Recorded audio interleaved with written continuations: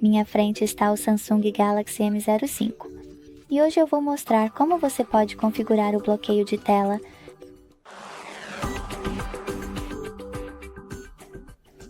Comece acessando as configurações e role para tocar em bloqueio de tela. Em seguida, clique em tipo de bloqueio de tela e selecione uma das opções de bloqueio.